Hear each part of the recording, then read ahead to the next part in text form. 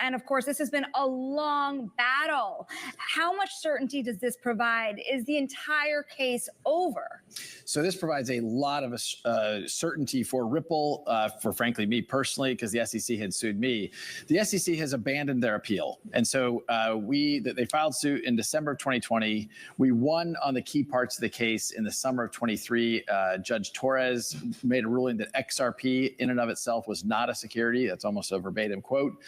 The SEC filed an appeal about 8 months ago, and what they've now agreed is that they're going to drop that appeal. We still have a cross appeal pending, and so we go from being defendant really to plaintiff. So we now are in the driver's seat to determine how we want to proceed. Are you dropping it?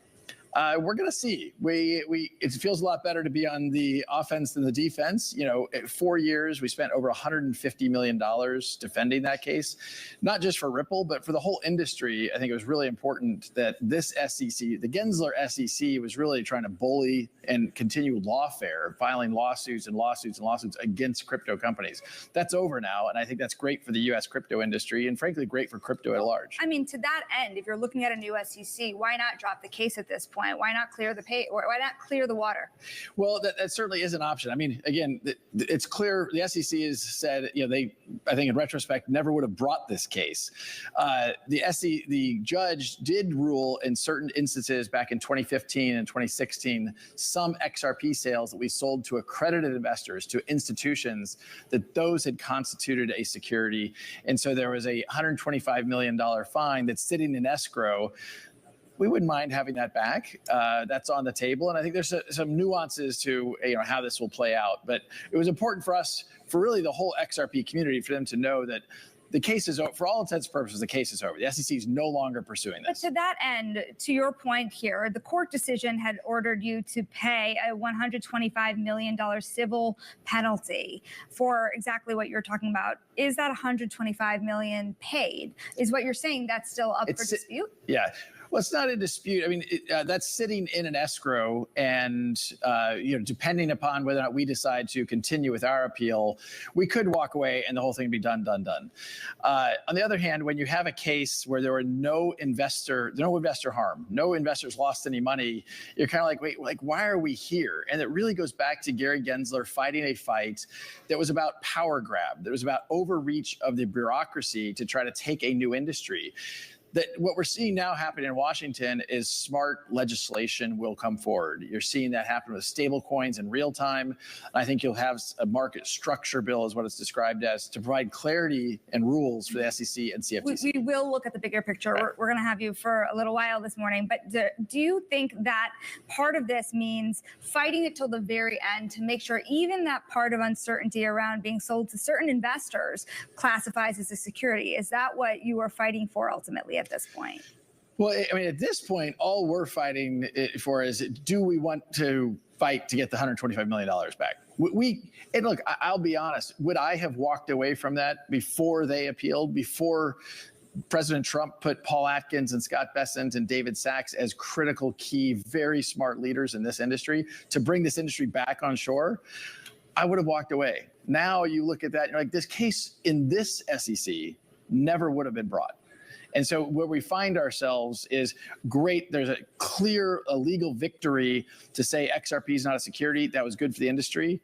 But there's pieces of it that we think could be kind of cleaned up. And the question is, do we want to fight that fight, or can we come to an agreement with the SEC to drop everything? The whole idea that this wouldn't have been brought under this SEC, have you had that specific discussion with Paul Atkins and with David Sachs? Well, Paul Atkins hasn't yet been confirmed. He's a very knowledgeable guy about this industry and has been for a long time.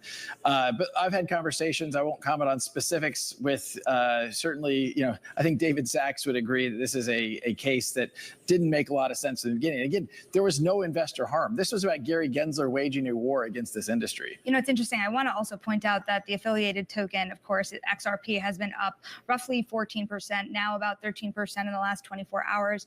One thing a lot of people had looked at, we're thinking a lot about how the administration is handling crypto assets, particularly outside of Bitcoin. Why do you think XRP wasn't specifically named in the executive order for the digital asset stockpile?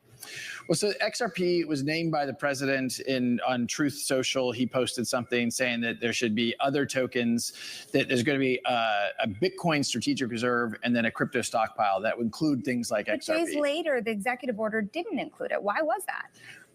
I don't know what specifically was in the executive order. My understanding is there's going to be a Bitcoin strategic reserve. There'll be a crypto stockpile representing other cryptos. And I would expect that will include XRP. Look, at the end of the day, I think the stark contrast is in the Biden administration, we couldn't get a meeting with people at the White House.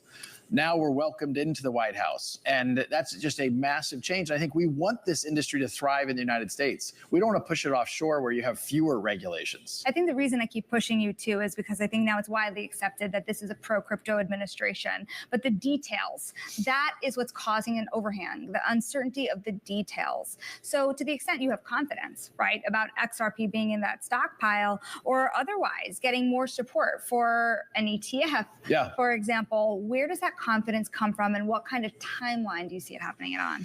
So I have immense confidence on the ETF. I think there's 11 different filings pending with the SEC to launch ETFs, from everybody from Bitwise to Franklin Templeton and a whole bunch of people in between. I think those will be live in the second half of this year.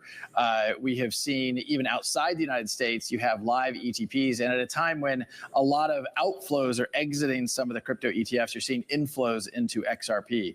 And I think that's because you had this false negative pressure from the SEC, this kind of, an exogenous hand holding things down that's now being released. And that's great for the market. That's great for builders within the XRP ecosystem globally. One more on the stockpile. Yeah. How much XRP would be in it? Where does it come from?